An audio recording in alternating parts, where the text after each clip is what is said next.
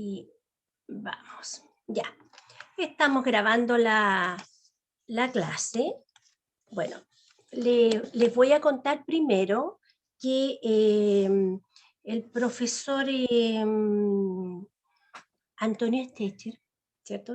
A quien tenemos acá de invitado, es psicólogo y magíster en filosofía política de la Universidad de Chile y doctor en psicología social por la Universidad Autónoma de Barcelona. Es profesor de la Facultad de Psicología de la Universidad Diego Portales y, como ya sabíamos, director alterno del Núcleo Milenio, Autoridad y Asimetrías de Poder, que tiene una sigla muy interesante, NUMAP, y trabaja en la línea de investigación sobre trabajo, identidad y subjetividades laborales en el capitalismo flexible. La verdad que eh, te agradecemos mucho, Antonio, por tu presencia en esta asignatura. Esta es una asignatura optativa que se llama Políticas Públicas con enfoque de derecho, que nos parecía muy interesante de incorporar en la formación de alumnas y alumnos de pregrado, siendo que la psicología, con lo mucho que ha aportado y aporta a las ciencias sociales, ¿cierto? Eh, en muchas ocasiones no ha dado cuenta de la realidad nacional, ¿cierto? En la parte más social, menos individual o menos intrapsíquico, que tiene la misma relevancia que las otras. Entonces, la verdad es que la propuesta de esta asignatura es que sea política pública con enfoque de derecho, como un poco como una contrapartida a las políticas sociales tradicionales que tienen enfoques más asistenciales, porque las políticas sociales han existido desde hace muchos años, pero con un enfoque asistencialista, lo que le da un rol distinto a las personas en quienes recae finalmente esta política, que eh, son roles más pasivos, menos de ciudadanía. Entonces ese era ¿cierto? El énfasis que queríamos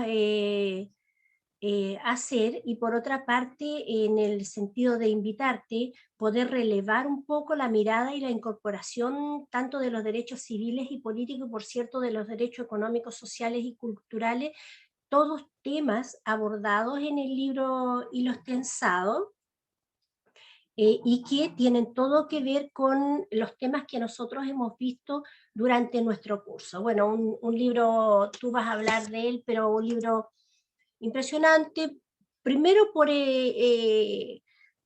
está conformado por un grupo de 21 investigadores que desarrollan sus distintos temas, pero yo creo que una de las cosas más notables es el sentido de oportunidad de dar a conocer este material, que por supuesto se venía desarrollando, pero el esfuerzo, ¿cierto?, de compilar, editar todo y sacarlo prácticamente el mismo año del estallido social, cuando ahí estaban incluidas gran parte de las demandas de la ciudadanía en las movilizaciones sociales, encuentro que fue un esfuerzo notable y temas diversos, de una amplitud, de una transversalidad, como lo fue las movilizaciones del estallido y el estallido social en general, como trabajo, precariedad laboral, el tema de economía como consumo y endeudamiento, cierta economía doméstica, crisis de la vivienda, la crisis de carabineros y de la violencia policial,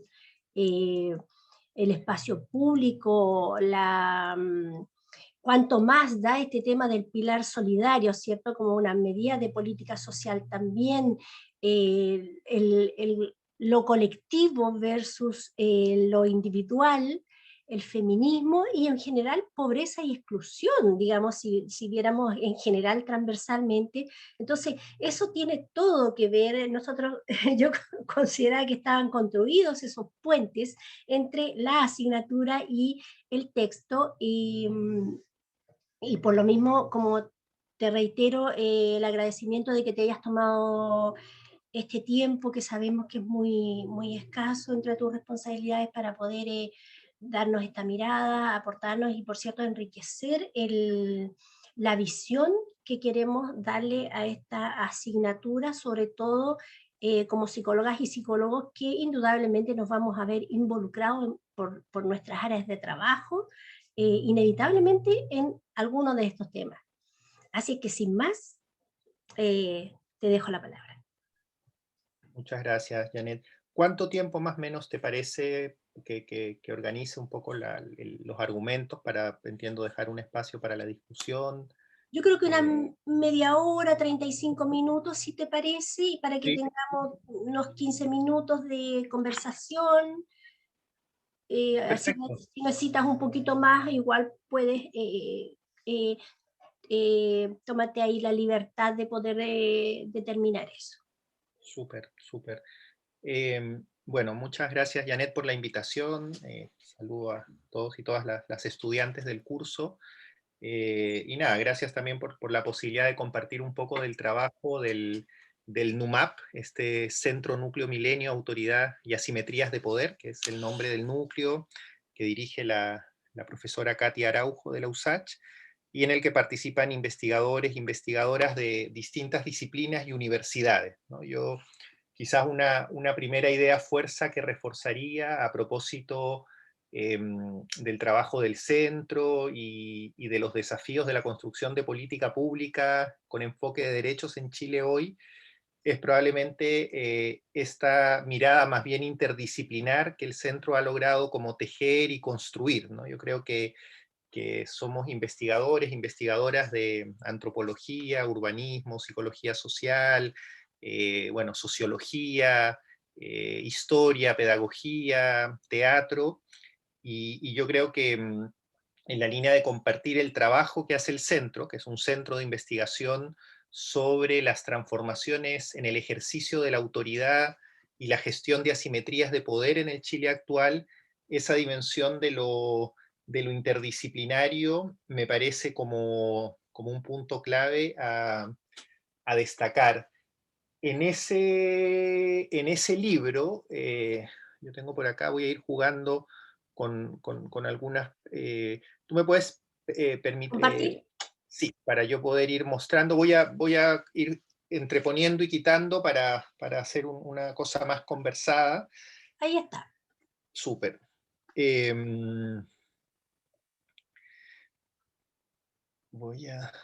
Tenía aquí varias. Ahí se ve. Sí, se ve. Ya, perfecto. Déjenme solo a mí que se me está armando el- tengo ahora yo un problema aquí con el comp. Así que no me logra aparecer. A ver. Ah, para agrandar pantalla. Sí, porque lo ven pequeño, ¿no? ¿O lo ven bien? Se ve bien, pero no está a toda página, pero se ve bien. A ver, déjenme acá. Parece que ese. Sí, ahí sí. Bueno, acá tengo distintas láminas que no me voy a centrar, pero lo que nosotros hacemos, y como para ir combinando distintas como reflexiones, es en el núcleo milenio, acá había algo de una presentación previa para un tema como en inglés, que es tratar de estudiar como núcleo milenio estos procesos de transformación y rearticulación de las relaciones de autoridad y la gestión de asimetrías de poder, considerando las consecuencias que tiene ello para la organización social, la vida en común, y tratar de construir un modelo teórico explicativo sobre esas transformaciones de las relaciones de autoridad en la sociedad chilena, en el contexto de los procesos de modernización neoliberal y de los cambios estructurales de las últimas décadas, abordándolo en estas cuatro esferas, ¿no? Que es la esfera del trabajo, que es en la que yo investigo con mis colegas Vicente Sisto, Álvaro Soto, Carla Fardela, de la familia, del espacio público y de la educación, ¿no? El gran, por decirlo así, proyecto intelectual del centro es tratar de comprender cómo en cada una de esas esferas las relaciones de autoridad, es decir, las formas de ejercicio de influencia sobre el comportamiento de otros, por ejemplo, a través de las relaciones jefatura, trabajadores en el mundo del trabajo, la parentalidad, padres e hijos en la familia, en el espacio público, la relación profesor-estudiante, son todas relaciones que en las últimas décadas en la sociedad chilena se han visto fuertemente como tensionadas, conflictuadas, y son parte de estas grandes como transformaciones estructurales a las que se asocia, digamos, los procesos de modernización neoliberal de las últimas décadas, ¿no? Como quizás el ejemplo más gráfico de esto tiene que ver con todas las distintas formas en que, por producto de distintos cambios culturales, hoy en día las personas, los individuos, disputan, problematizan y cuestionan mucho más activamente los soportes tradicionales de autoridad y de legitimidad que existían, ¿no? El estudiante que efectivamente puede cuestionar, problematizar, disputar mucho más activamente, por ejemplo, el poder en una relación docente, o en las relaciones de parentalidad, la falta que aparece muchas veces en las entrevistas que se hacen de los repertorios para padres y madres respecto a cómo ejercer esa autoridad paterna o materna con subjetividades juveniles que se han transformado, que se han empoderado, que tienen expectativas de horizontalidad nuevas, que hacen uso de soportes tecnológicos. Entonces, un poco, esa es la gran transformación societal que el NUMAP trata de analizar, ¿no? Es cómo se han ido reconfigurando las relaciones de autoridad en el Chile contemporáneo, en distintas esferas de la vida social, desde una perspectiva interdisciplinar, y entendiendo que esa reconfiguración es clave para la vida social, ¿no? Tiene una entrada que a mí me parece que es como interesante y quisiera destacar, y con esto voy a cerrar un poco el tema del NUMAP en general para ir al tema del libro y después a los temas de precarización laboral. Eso es como la ruta que voy a tratar de seguir, comentarles algo del centro, que es lo que estoy haciendo ahora, contarles algo de este libro Hilos Tensados, y después decir algunas cosas sobre los temas de precarización laboral, que es la línea de investigación en la que yo trabajo y que abordé en el libro, ¿no? Para cerrar el tema del NUMAP, que es presentarles a ustedes este centro de investigación, yo diría que una de las cosas interesantes, y lo dejo también como planteamiento a propósito de una discusión más general sobre las políticas públicas, dos cosas, ¿no? Uno es que efectivamente esta transformación en las relaciones de autoridad también afecta la relación de la ciudadanía con los programas y los organismos públicos y estatales que despliegan las políticas públicas, ¿no? O sea, la autoridad también de los profesionales, para qué decir, de las autoridades políticas, de los gobiernos locales o centrales, esa dimensión de la relación de autoridad también ha sido producto de estas transformaciones estructurales, culturales, fuertemente tensionada, ¿no? La idea de que llega un profesional con un saber experto, que conoce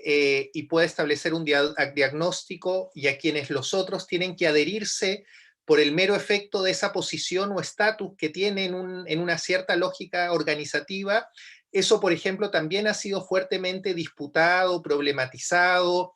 Si ustedes piensan, por ejemplo, a nivel de los movimientos estudiantiles, toda la lógica de las asambleas, por ejemplo, responde también a una especie de expectativa de problematizar formas organizativas más jerárquicas, más verticales, y apuntar a dinámicas más horizontales, asamblearias. Entonces, uno podría decir que las formas tradicionales que tuvo la sociedad de estructurar y organizar las relaciones de autoridad en distintas esferas de la vida social están siendo reconfiguradas, tensionadas, problematizadas.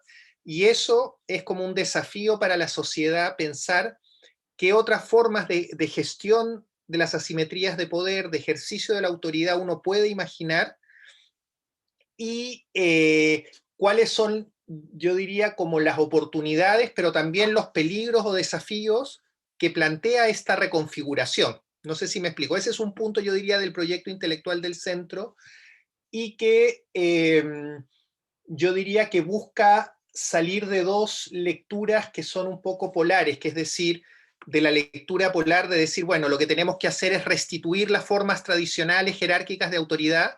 El problema es que hay una ciudadanía que en el fondo, o subjetividades que no respetan la autoridad. Se explica una especie de lectura o propuesta conservadora que el proyecto tendría que ver con restituir esas formas tradicionales, pero también toma distancia de una lectura que que lee estas transformaciones en términos de decir algo así como, bueno, o que no reconoce la importancia de la autoridad en la organización de la vida social y de la vida en común. No sé si me explico. Es decir, por ejemplo, el ejercicio de la transmisión cultural que se pone en juego en la educación o en la universidad, o el ejercicio de cuidado y enseñanza que se pone en juego en la parentalidad, son dos ejemplos de relaciones sociales en que uno tiene que construir alguna forma de ejercicio de la autoridad que permita que eso que es importante para una sociedad, que es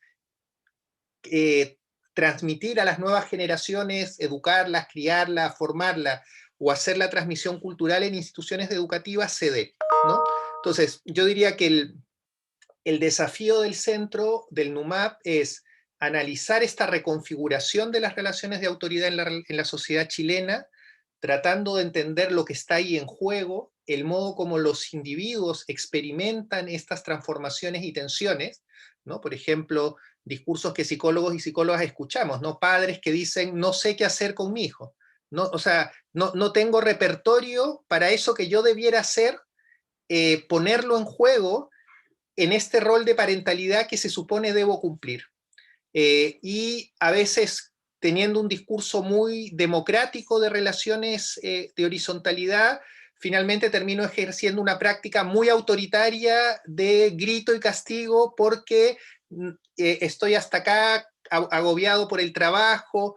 Entonces, esas transformaciones en la autoridad también son experimentadas como desafíos vitales, como tensiones existenciales para cada uno de nosotros que somos actores que en distintos momentos podemos ocupar la posición de autoridad o la posición de subordinación en una relación de autoridad. ¿Se entiende? Podemos ser padres, pero hijos, podemos ser jefatura, pero también subordinados.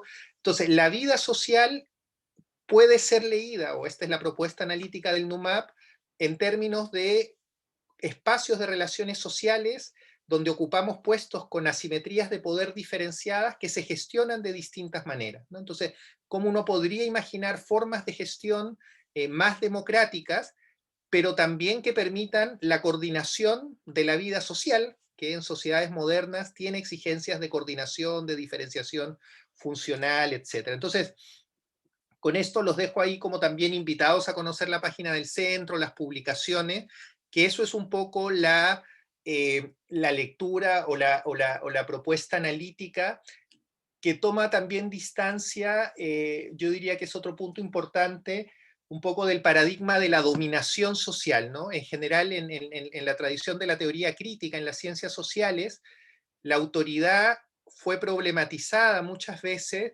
desde una perspectiva de la dominación social. Obviamente en toda relación de autoridad está imbricada con relaciones de poder y está en juego, puede estar en juego relaciones de dominación social.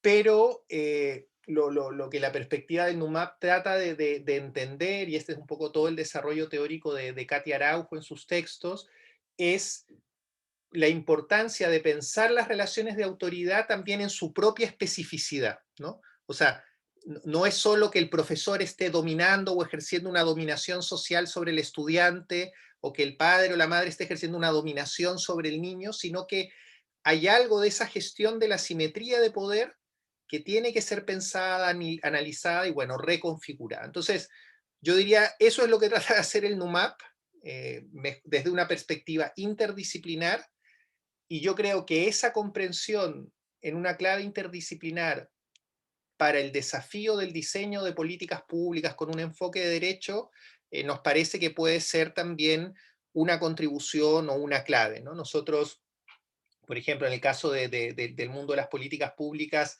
a nivel de la institución educativa, obviamente la comprensión de cómo un docente, cómo un estudiante comprende esa relación de autoridad pedagógica es fundamental para poder proponer o diseñar políticas públicas que sean, que hagan sentido y que resuenen con las formas sociales, subjetivas que están presentes, ¿no?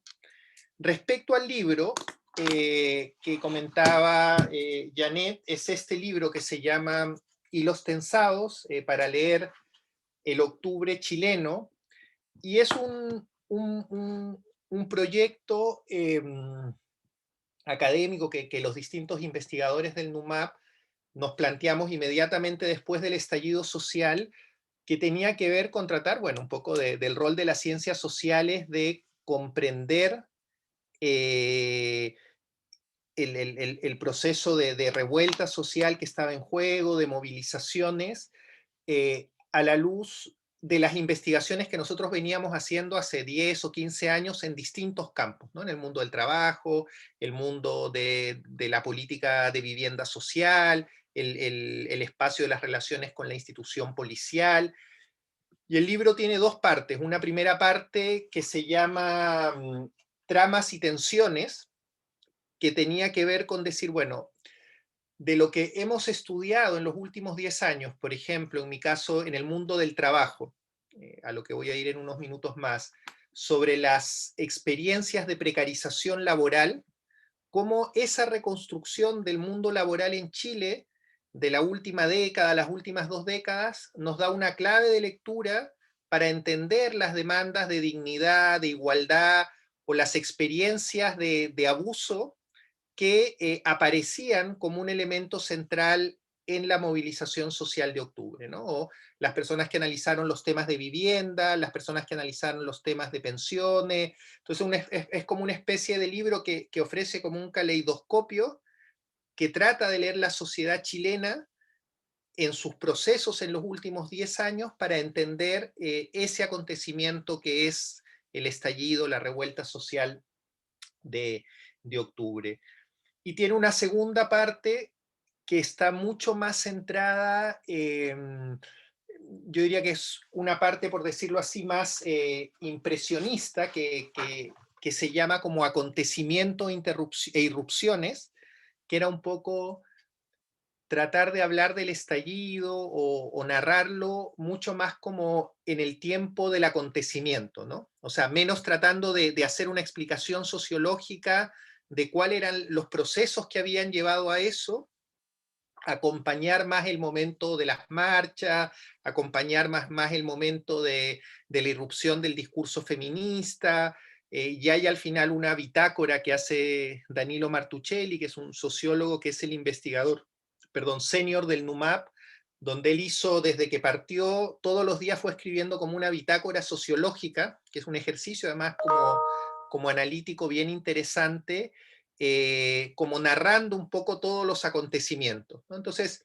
el libro tiene estos dos registros que yo creo que también es interesante, importante distinguir, ¿no? En términos de una cosa es el esfuerzo más explicativo de las ciencias sociales para tratar de explicar un fenómeno que tiene un proceso de incubación, de maduración de mucha más larga duración, y otra era acompañar el momento del acontecimiento, ¿no? De la irrupción. Eh, y yo creo que eso es una de las cosas que permiten estos centros asociativos interdisciplinares, ¿no? Yo creo que uno de los desafíos también respecto a las políticas públicas es que muchas veces, y es una de las críticas que se le hace un poco a la racionalidad neoliberal de la política pública, además de los temas de focalización, de instrumentación, es esta mirada como tan segmentada o parcializada de los procesos y de la vida social, ¿no? O sea, es decir, el problema del trabajo, el problema de la vivienda, el problema del transporte, el problema de la pensión, sin comprender muchas veces que el individuo que padece todas esas dificultades es el mismo que está transitando por esos distintos ámbitos, ¿no? O sea, la persona que tiene 2 horas de transporte problemático para el centro de trabajo es la misma que tiene que esperar 2 horas en el consultorio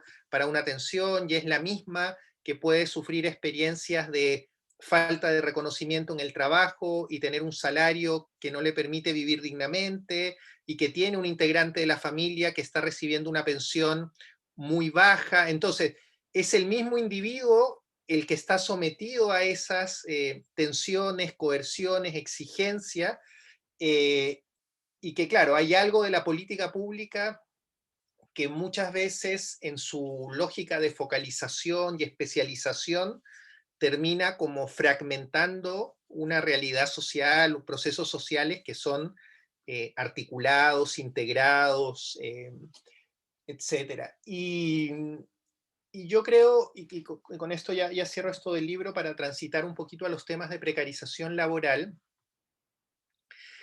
que, que algo que es muy importante para la psicología, o para la psicología social en particular, y que yo creo que ha aparecido mucho en el análisis como del estallido y en el análisis después de las situaciones del COVID, ahora del proceso constituyente, es justamente como su aporte a comprender, bueno, esta dimensión como de las subjetividades en el espacio de la vida social y de los procesos sociales y políticos, ¿no? O sea, es decir, que, que por ejemplo, esas experiencias de sufrimiento o de malestar, o esas expectativas de horizontalidad y demandas de democratización en el trato, que son parte un poco de las experiencias subjetivas vinculadas al estallido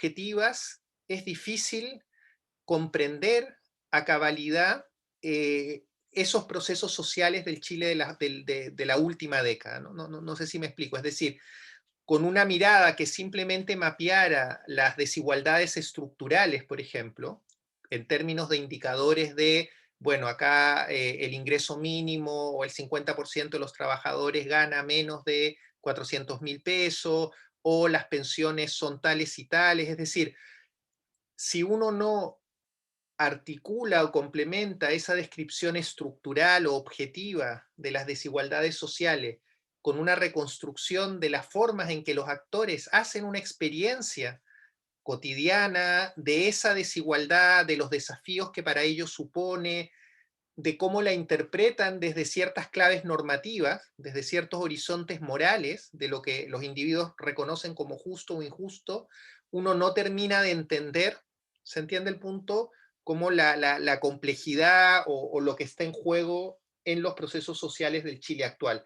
Entonces yo creo que ahí hay un gran desafío, oportunidad para la psicología y la psicología social de tratar de analizar y comprender las experiencias, las perspectivas, las prácticas, los sentidos de los individuos y los actores sociales en el Chile contemporáneo, ¿no? Y en general, esto es algo que siempre plantea mucho Katia Araujo, ¿no? Que es eh, como que la sociedad chilena tiende a leer mucho la vida social en una clave política o económica, pero pocas veces en una clave propiamente sociológica o psicosocial, ¿no? O sea, cuando vamos a leer la vida social, es como decir, ah, bueno, acá hay una especie de relación de dominación social, que por supuesto es importante analizar, o hay una lógica económica de este tipo que por supuesto es importante analizar,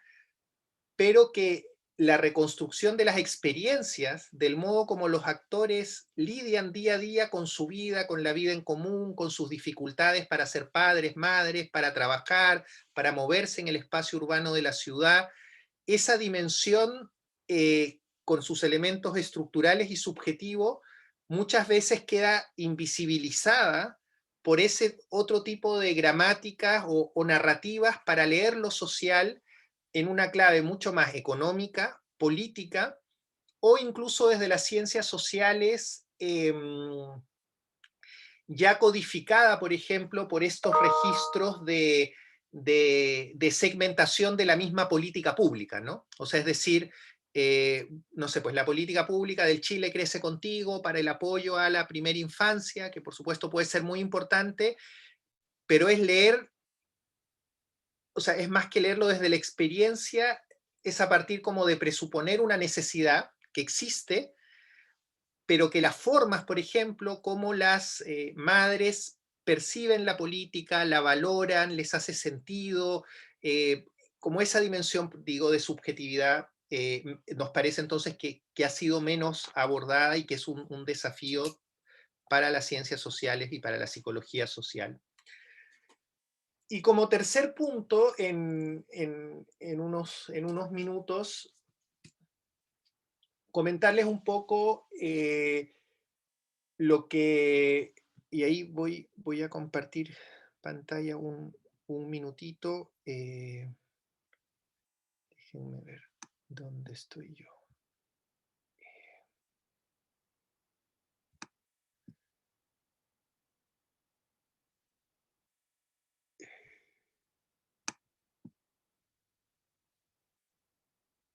Mm.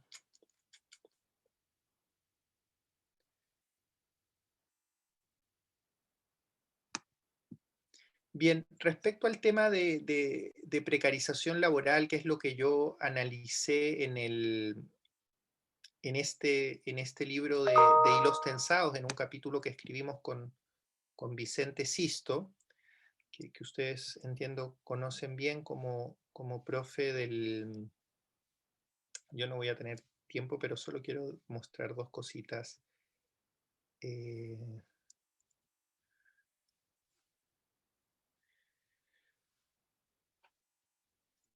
Bueno, ahí lo que nosotros tratamos, como en este espíritu general del libro, es tratar de preguntarnos, ¿no?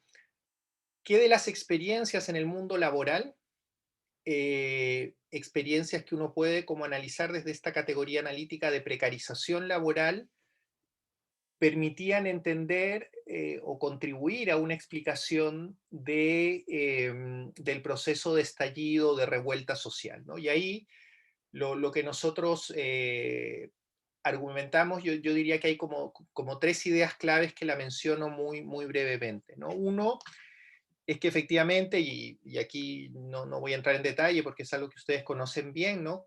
Como en el marco de la matriz de modernización neoliberal, de lo que implica un tipo de sistema económico, de flexibilización laboral que empieza con el plan laboral de la dictadura del año 79, ¿no? Que produce un proceso de pérdida de capacidad de negociación colectiva del actor sindical y que promueve formas de empleo flexibles, atípicas, vinculadas a la externalización, al trabajo suministrado, al trabajo subcontratado, a empleos part-time, a contratos a plazo fijo, ¿no? Es decir, se masifica, se expande a nivel del empleo asalariado, incluso en los sectores formales y modernos de la economía, formas de empleo precarizadas, que es decir, sobre todo a nivel de bajos salarios, que es lo que se discute mucho en términos de un modelo económico que permitió un gran crecimiento o acumulación de capital de grupos económicos, que fue un mercado laboral dinámico en términos de generación de empleo, de tasas de desempleo en torno al 7, al 8, al 9%, pero que estructuralmente produce lo que se llama una especie de retracción del crecimiento salarial, donde cerca del 50% de los asalariados que trabajan jornada completa reciben ingresos que no permiten mantener sobre la línea de la pobreza a un grupo familiar de 4 personas, ¿no? Esta especie de paradoja de un trabajador pobre, ¿no? O sea, bajo la idea históricamente de la modernización, el trabajo, y sobre todo cuando uno trabajaba en el sector formal y moderno de la economía, era una promesa de integración social, de superación de la pobreza, bajo condiciones de empleo protegido, bajo una cierta idea de la promesa del Estado fordista, keynesiano de bienestar, ¿no? Una particularidad de las formas de modernización neoliberal y de la fragmentación y precarización del mundo del trabajo en Chile es esta situación, por una parte, de una economía muy dinámica de creación de empleo, pero empleos fuertemente precarizados a propósito de estas condiciones, ¿no? Baja capacidad de negociación colectiva, empleos con altos niveles de incertidumbre, inestabilidad, inseguridad, formas contractuales atípicas y bajos salarios, vinculado eso además a un sistema de neoliberalización de los derechos y la protección social, donde el acceso a derechos sociales, educación, salud y pensiones están privatizados y mercantilizados, ¿no? Entonces, una experiencia de un empleo precario y donde esa red social, por decirlo así, donde uno debiera sostenerse, también es muy dependiente de ese empleo precario, a lo que se suma las dinámicas de endeudamiento social, ¿no? Entonces, una configuración sociolaboral de inserciones laborales inestables, precarias, con un tejido de protecciones sociales privatizado y con una legislación laboral que dificulta enormemente las lógicas de negociación colectiva, que son las que podrían de alguna manera compensar en algo esta simetría capital-trabajo. Y el otro foco que nosotros trabajamos, que también aparece mucho en las entrevistas en el trabajo de campo, que es interesante pensar, que es tomar nota que la precarización laboral en el Chile neoliberal y en general en el capitalismo contemporáneo no solo tiene que ver con la precarización del empleo, que es lo que uno más rápidamente reconoce, ¿no? Es decir, tenemos una situación de inserción a empleos precarios, es decir, con contrato honorarios, a plazo fijo, part-time, a través de subcontratistas. Piensen ustedes, esto es el escenario laboral de los psicólogos social comunitarios en el marco de la política pública en Chile hoy, ¿no? Es decir, que tienen empleos mientras dure el proyecto, en general están contratados a honorario, en general no pueden saber si van a continuar o no el siguiente año porque depende que la consultora se gane o no la licitación. O sea, piensen ustedes una configuración de profesionales muy calificados que entran al mercado formal de trabajo porque están trabajando para el Estado, no están trabajando en la economía informal, pero aún así esa inserción laboral es precaria en estos términos y también en términos salariales, de posibilidades de negociación colectiva que no existen, y muchos de ellos además con endeudamientos personales o familiares para haber financiado la educación superior y con protecciones sociales privatizadas, ¿no? Entonces, esa configuración sociolaboral es central, a la que se suma, y con esto voy a terminar, lo que nosotros, lo que la literatura en general conceptualiza como una precarización de las experiencias de trabajo. Es decir, distinguir lo que es la precarización del empleo, que es como mi condición contractual, de las formas en que se organiza el proceso de trabajo al interior de un determinado proceso productivo. Y aquí lo que aparece con fuerza es el enorme impacto de los nuevos modelos de gestión flexible, o neomanageriales, o lean management, en distintas organizaciones, empresas del Estado, del mundo privado, ¿no? Que suponen una lógica de organización del proceso de trabajo marcada por un conjunto de aspectos que suponen también experiencias de precarización del trabajo en este otro registro, ¿no? Por ejemplo, todo el peso que tienen hoy en día, solo para poner algunas imágenes, la evaluación del desempeño a través de indicadores o metas de productividad, ¿no? Los PMG en el Estado, las metas de venta en el retail, la apertura de cuentas en el sector financiero, pero es decir, es un trabajo donde los trabajadores permanentemente están siendo monitoreados y exigidos de cumplir metas de productividad, y donde muchas veces los soportes para cumplir esas metas no están, ¿no? O sea, es decir, es una experiencia laboral donde yo debo abrir 100 cuentas bancarias como agente del banco este mes, y si no las abro, esa es mi responsabilidad, y eso me lleva a autoexigirme, y además la organización me va diciendo cuántas cuentas han abierto mis compañeras, y genera una lógica de competencia, de mercantilización y de intensificación del trabajo muy fuerte, ¿no? Esto es lo que uno asocia un control vía cumplimiento de indicadores, estándares de calidad, son lógicas más individualizadas del trabajo, y se da mucho también, por ejemplo, esta línea que trabaja de Jurs del sufrimiento ético, ¿no? Por ejemplo, una enfermera que le dicen que tiene que atender a los pacientes cada 4 minutos para cumplir las metas de ese servicio, y esa indicación de meta va contra ética profesional de lo que es una buena atención a un paciente, ¿no? Es decir, es una situación donde el modelo de organización del trabajo, basado en metas de productividad, en rentabilidad, en lógicas más neomanageriales, puede entrar en tensión con los valores éticos de la profesión, ¿no? Y obviamente eso genera una situación de sufrimiento ético, porque la persona necesita el trabajo para sobrevivir, pero tampoco quiere verse traicionando sus principios morales. Entonces, aparece acá una dimensión que tiene que ver con la intensificación del trabajo, con la individualización del trabajo, con formas de sufrimiento ético en el trabajo, que por supuesto es una de las claves de lectura para entender todos los temas de salud mental en el trabajo y el incremento enorme de licencias eh, asociadas a este fenómeno, ¿no? Hay un tema de invisibilización del trabajo real, la experiencia de uno estar permanentemente evaluado por el cliente, por la jefatura, por el resultado, eh, y eso entonces genera una nueva experiencia en que uno podría decir, si combina la precarización del empleo y del trabajo, lo que uno tiene es experiencias laborales más inseguras o precarizadas o inestables y al mismo tiempo más intensas y llenas de exigencias, ¿no?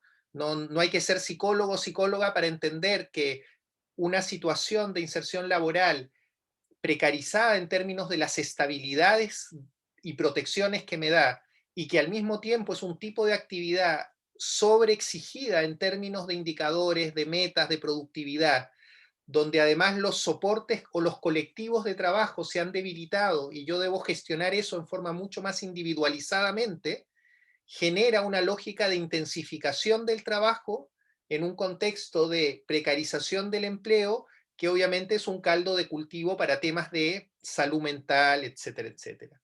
Y de alguna manera, y ahora sí con esto cierro, lo que uno podría plantear que en Chile a lo largo de los 90, inicios de los 2000, estas formas de malestar laboral fueron leídas en clave mucho más individual y más psicologizada, es decir, fue una experiencia de precarización laboral que se afrontó mucho más individualizada, privatizada y psicologizadamente, y que lo que comienza a pasar en Chile a partir del año 2005, que un poco todo lo que se conoce como este largo ciclo de politización de entre el 2005 hasta el día de hoy, ¿no? Partiendo por el tema de los pingüinos, los movimientos socioambientales, por los temas de FP, los movimientos feministas, lo que en el debate laboral nosotros denominamos una cierta revitalización del sindicalismo, ¿no? Que muestra que entre el año 2006 y el año 2016 hay un incremento de las huelgas legales y no legales en el país.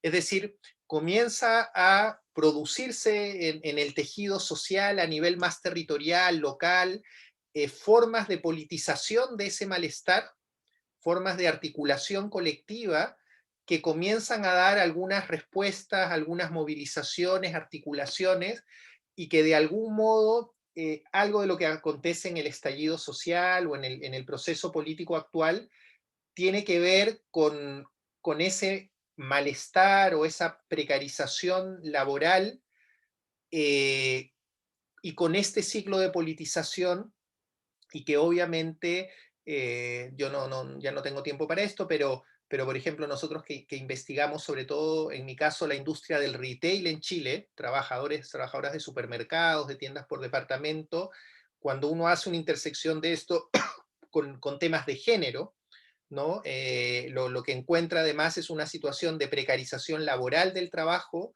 que en el caso de las mujeres además está acompañada de una, digamos, división sexual del trabajo que mantiene las tareas reproductivas y que implica efectivamente una experiencia de trabajo sin fin, o de lo que Katia Araujo también en algunos de sus textos llama esta desmesura laboral, ¿no? Es decir, una vida tomada por estas exigencias múltiples que de alguna manera van también a ir generando esta situación de malestar y de revuelta, ¿no? Entonces, con esto yo cierro simplemente diciendo, ¿no? Lo que he tratado de hacer uno es contarles qué hace el NUMAP como centro científico interdisciplinario en ciencias sociales, interesado en la reconfiguración de las relaciones de autoridad y la gestión de las asimetrías de poder, contarles un poquito lo que fue el proyecto de este libro y los tensados, y comentarles muy brevemente el argumento en particular de ese capítulo del libro, que es tratar de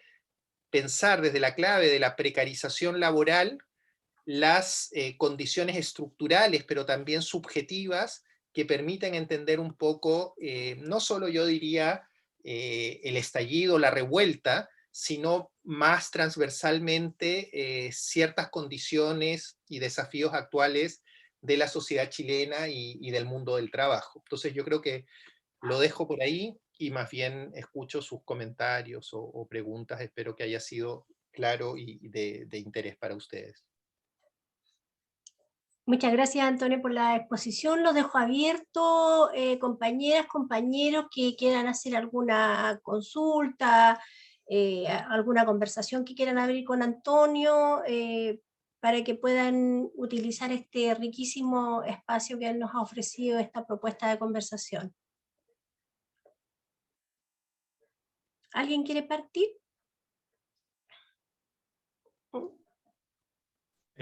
Yo, o sea, gracias por la presentación, la encontré genial y creo que retrata muy bien como todo lo que llevó al octubre de 2019. Pero yo tengo como, no una pregunta en sí, pero como si es que tomando como el tema de lo que llevó al octubre de 2019 y como lo que se está viviendo ahora, sobre todo cuando hablamos de precarización laboral y que hoy en día, como todo el tema de la pandemia y cómo se ha tratado la pandemia, las brechas se han acrecentado mayor, así como brutalmente. Si es que tienes como alguna visión como a futuro de lo que podría deparar.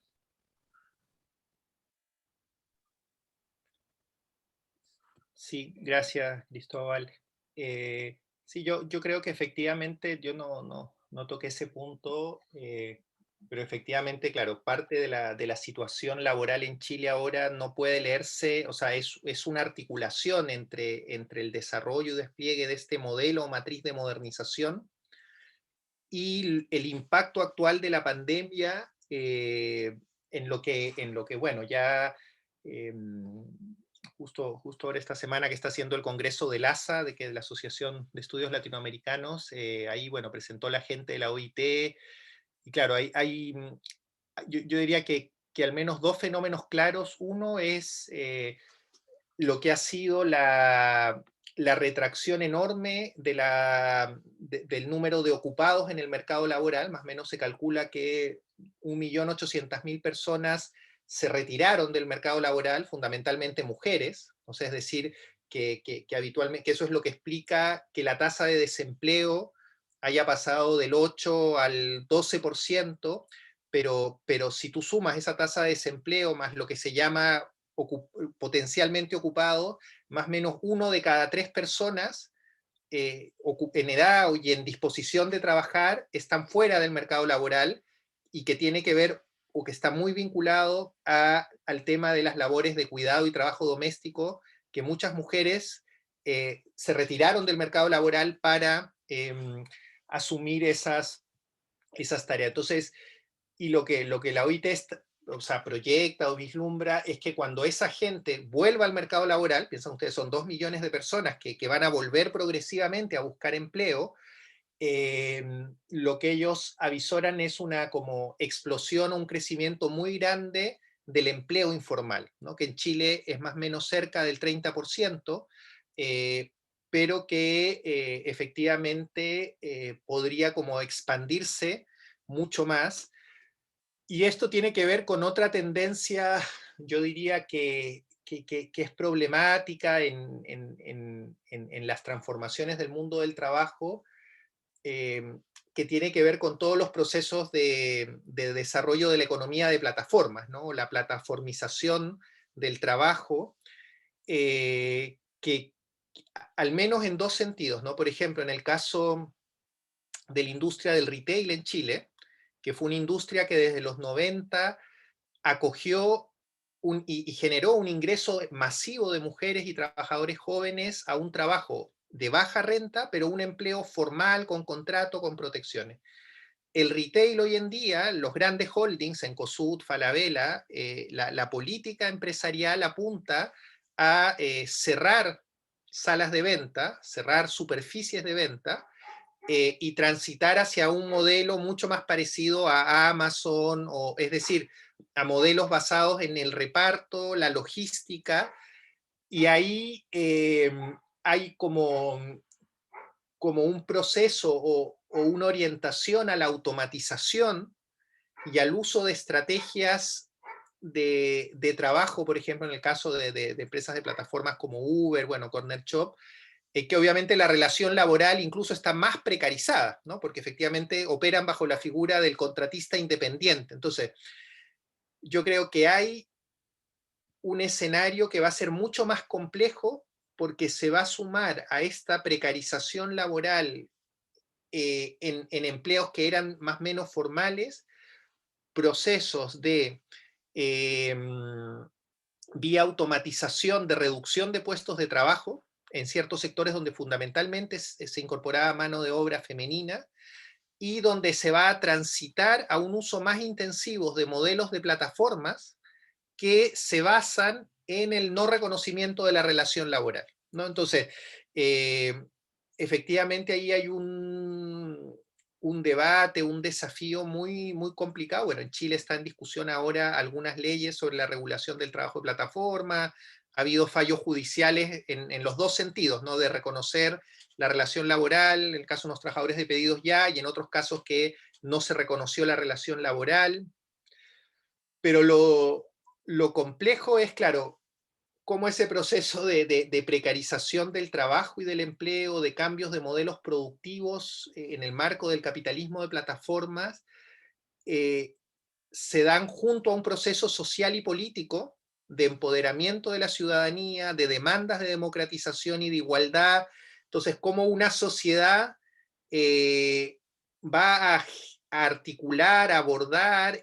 Entonces, ahí también hay un fenómeno bien, bien complicado, como políticamente, por supuesto, analíticamente, pero sí, yo creo que el mundo del trabajo post pandemia es un mundo del trabajo que, de alguna manera, la discusión que nosotros damos hasta hilos tensados es el capítulo 1.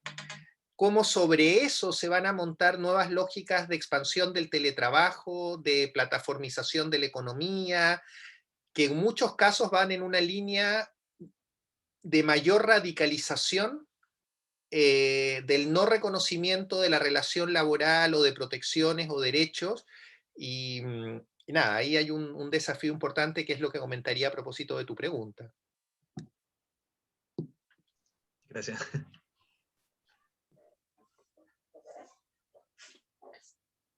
¿Alguien más?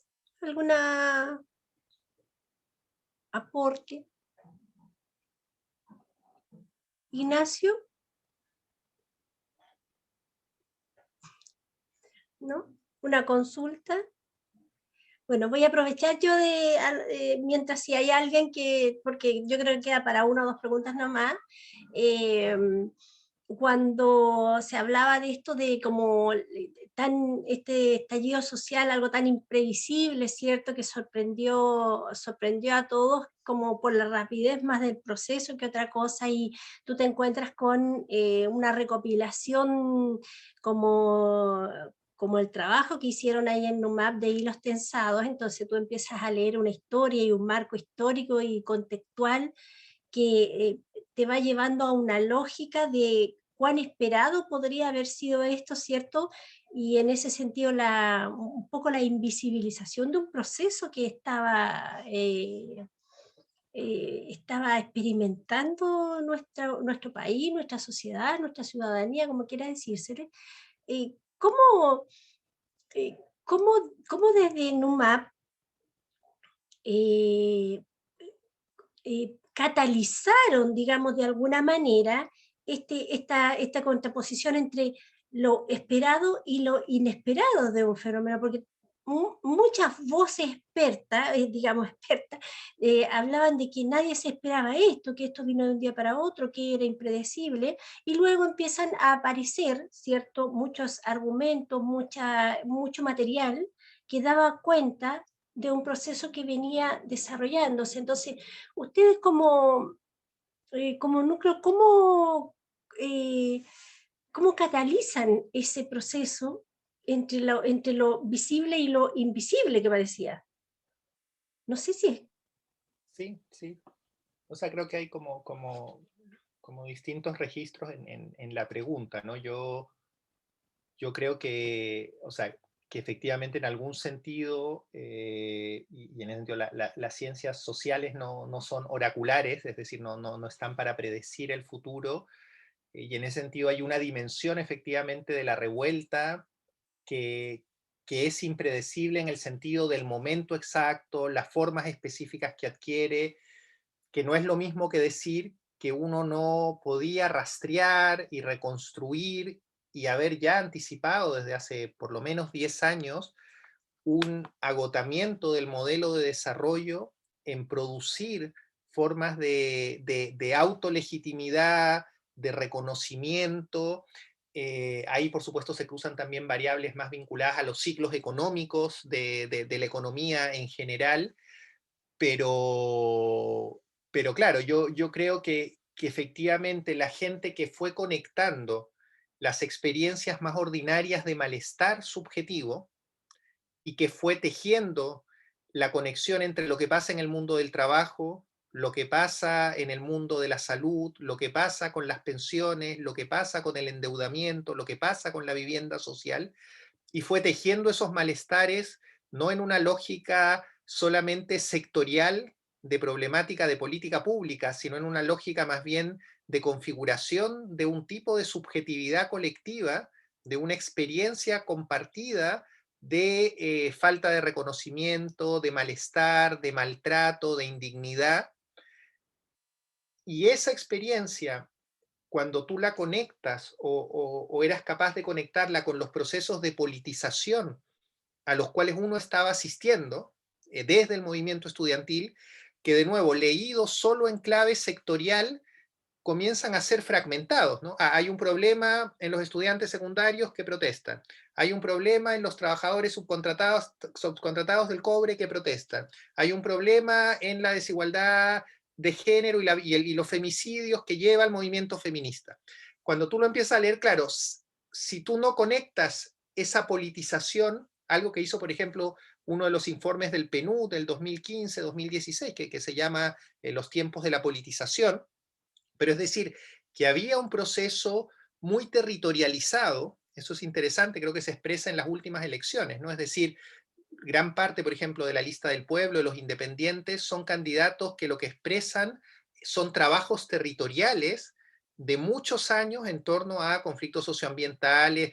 Entonces, y de nuevo, esa clave más social, la gramática que en general la sociedad chilena se lee a sí misma, que es una gramática más bien de institucionalidad política o de lógicas económicas, tiende a ver poco esos procesos sociales en curso, o cuando los va a ver, de nuevo, los lee en una clave o política o económica o de desigualdad o de dominación, que son, reitero, muy importantes, pero que yo creo que hay algo que si tú eras capaz de conectar los malestares y las politizaciones y armabas ahí un cierto cuadro, efectivamente tú podías proyectar o anticipar que de alguna manera eso tenía que expresarse. Probablemente uno no podía prever la forma específica que tuvo, la contingencia que lo gatilló a propósito del tema del pasaje del metro, pero lo que aparece ahí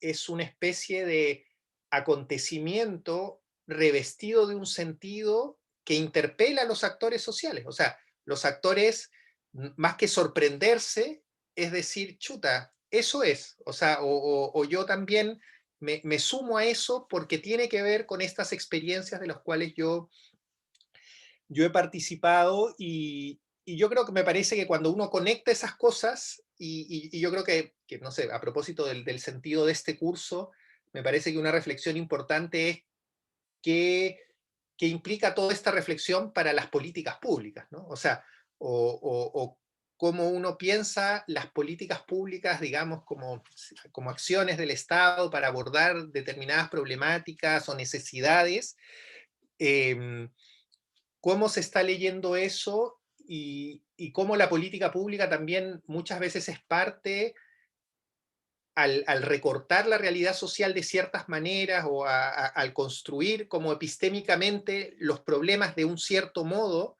también puede estar como contribuyendo a reproducir ciertas lógicas que son las que justamente uno quiere cambiar o transformar, ¿no? Esto, por ejemplo, la gente, Vicente o la Verónica López, acá ustedes mismos ahí en la universidad, que han analizado mucho las políticas educativas neoliberales, es muy claro, como una política pública que apunta a resolver una necesidad con la cual nadie podría estar en desacuerdo, ¿no? Como, oye, hay que mejorar la calidad de educación, obvio. ¿Quién va a estar en desacuerdo con mejorar la calidad de la educación?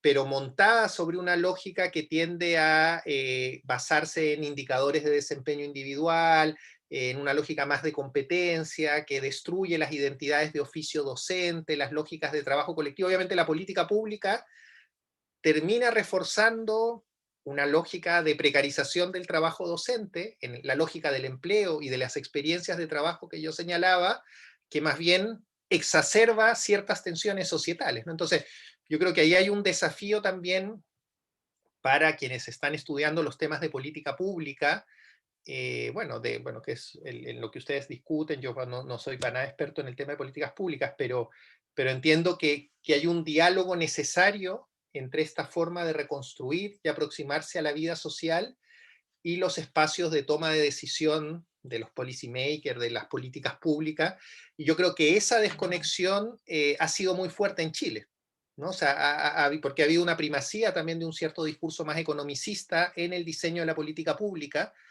que se ha desconectado un poco también de estas otras dimensiones más intersubjetivas, cotidianas, de la vida como social, de la vida en común. Eso es un poco lo que comentaría tu pregunta, Janet. Muchas gracias. Excelente respuesta. Era más de lo que esperaba. Eh, no sé si alguien quiere hacer alguna última observación, cierre, alguna consideración para ya ir terminando. Si nos queda espacio para Sí, una última. ¿Sí, alguien? a mí sí, a mí me queda una duda, pero en relación a estos cuatro enfoques principales que tiene el centro, mi pregunta es cómo llegaron a incluir estos cuatro enfoques o cómo llegaron a dilucidar que estos cuatro enfoques van a ser como los ejes articuladores de su investigación. Por enfoques te refieres a las esferas de trabajo, educación. Sí, la esfera de trabajo. Sí. Bueno, yo diría que ahí hay dos constataciones, ¿no? Uno, por una parte, son esferas clásicas de socialización, producción o reproducción en la vida social moderna, ¿no? Uno podría decir la familia, la escuela, el trabajo y el espacio urbano, ¿no? ¿Qué hace un individuo en una sociedad moderna?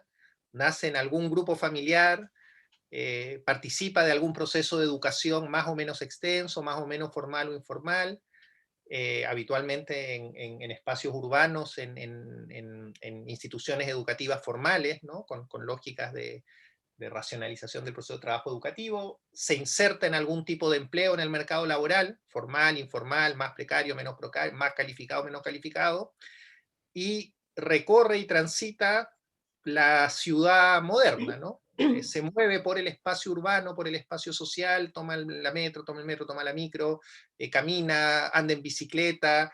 Entonces, es decir, son cuatro ámbitos de la vida social moderna que son fundamentales para entender las experiencias de los individuos, ¿no? ¿Qué hacemos los individuos? Bueno, estamos en espacios de relaciones familiares o afectivas, estamos en contextos educativos, trabajando o moviéndonos por la ciudad. Entonces yo diría que una primera respuesta venía más, por decirlo así, como de la teoría social en general, que era, hay que pensar esos espacios, y yo creo que tu pregunta me iba a plantear lo siguiente, que también es un sello de la propuesta del NUMAP, ¿no? Que es, cómo tú piensas esos espacios en su especificidad, es decir, no es lo mismo ejercer la autoridad como padre de un hijo, como jefatura en el trabajo, como profesor en una escuela o como autoridad urbana en el espacio de la ciudad.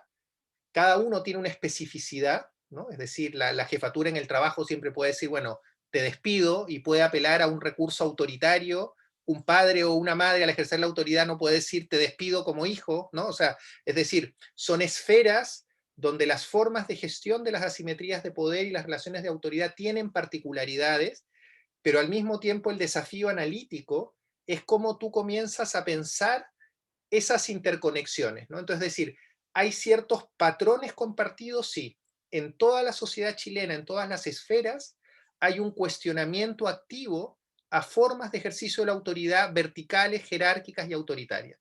La gente, los hijos en la casa, los trabajadores en las organizaciones, las personas en el espacio urbano, los estudiantes en la escuela, cada vez más activamente rechazan, resienten, cuestionan, disputan formas de ejercicio de la autoridad jerárquicas verticales. Pero al mismo tiempo, esa tendencia transversal tiene declinaciones o especificidades que hay que entender en función de la lógica de esa esfera en cada espacio de estos espacios societales o mundos sociales que nosotros analizamos. Entonces, es una propuesta que busca jugar con elementos transversales, elementos específicos, y sobre todo con esto que yo decía, ¿no? Cómo es un individuo, el mismo individuo, el que transita en un día por todas esas esferas y va construyendo una cierta experiencia social atravesando eso. Y yo creo que en general un tema que tiene las disciplinas, la psicología, la política pública, es justamente una lógica de segmentación, ¿no? Yo soy psicólogo, psicóloga clínica, y veo las problemáticas familiares. Yo soy psicólogo laboral y trabajo el mundo del trabajo. Yo soy psicólogo educativo y miro el mundo de la escuela. Pero los espacios para poner en común transformaciones más estructurales y transversales y para entender el transitar de un individuo en esos espacios, yo creo que es como un desafío tanto intelectual, académico, analítico, como un desafío en términos del diseño de formas de intervención, sea a nivel de intervención local o a nivel de intervención de la política pública o de programas sociales. O sea, hay como que reconfigurar, porque de esa manera tú puedes interpelar al actor de un modo que sea significativo para las personas, ¿no? Yo creo que ahí hay como alguna clave que si yo pudiera dejar así como algunas semillas de inquietud o problematización, me parece que tu pregunta me permite como reforzar algunas de estas ideas fuerza. Muchas gracias. Perfecto. Bueno, yo creo que con esto ya estamos terminando. Nuevamente, Antonio, agradecer tu excelente presentación, compartirnos del NUMAP, que es una instancia muy, muy interesante, poder visibilizarla, también motivar a las alumnas y los alumnos que se interesen en estos temas de investigación. Gracias por darnos ahí el datito de la página para que puedan consultar. Y bueno, no sé, dejarte las últimas palabras si es que quisieras decir algo antes de terminar. No, solo agradecerte, Janet, la invitación a las personas y las estudiantes por también siempre dialogar. Para quienes presentamos también es una oportunidad para pensar con otros y yo creo que también es parte del desafío de un centro de investigación, dar a conocer, visibilizar, compartir su agenda investigativa, sus reflexiones, sus hallazgos y nada, también pienso que es parte como del desafío del ciclo actual de la sociedad chilena de fortalecer las formas de intercambio, de discusión, de debate, de articulaciones múltiples. Así que nada, en esa línea solamente agradecer y desearles suerte en el cierre del curso que tienen por delante este semestre. Bueno, muchas gracias, Antonio, un gusto. Ojalá tengamos otra oportunidad. Gracias a todas y todos por haber asistido a esta clase. Bueno, y la damos por terminada. Nos vemos, hasta pronto. Hasta luego, que estén muy bien. Chau, chau. Igual, que estén Muchas bien. Chao. gracias. Chao, Profe, tengo una chao. duda. Profe, tengo una Diga. duda con cosas operativas. Es que no, aún no veo la nota no sé si no la ha subido o a mí no me sale la nota de la primera evaluación. Todas las que recibí están enviadas hace tiempo. Yo no he recibido mi retroalimentación y la envié a su correo. ¿Y por qué no me la envías de nuevo? Voy a reenviar el mismo correo. ¿No tendrás el mismo, no tendrás mal mi correo? Es que me hubiese rebotado, mire, a ver. Ah, te hubiera rebotado. Sí. Reenvíamela, ya, porque me pasó con otra alumna que me había enviado y no sé por qué rebotó, y ella me lo reenvió y efectivamente me lo había enviado en la fecha correcta. Sí, No bueno, es... y se lo envié hace tiempo cuando se veía que enviarlo. Ah, no, ya están todas las notas las tengo Por puestas eso. hace tiempo. Envíamela de nuevo y yo te acuso recibo. Ya, ¿Ya? ya, muchas gracias. Y si hay un problemita ahí lo vemos para resolver. Ya, muchas gracias. Chao. Chao, chao.